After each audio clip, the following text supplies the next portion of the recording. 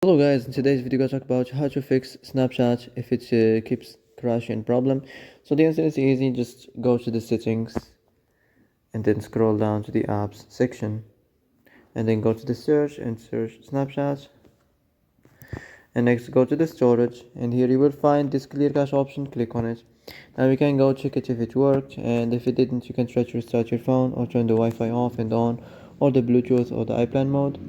Also you can try to clear data, but be careful. If you clear data, all the Snapchat's data will be deleted. This includes all files, the settings, the accounts, the databases, etc.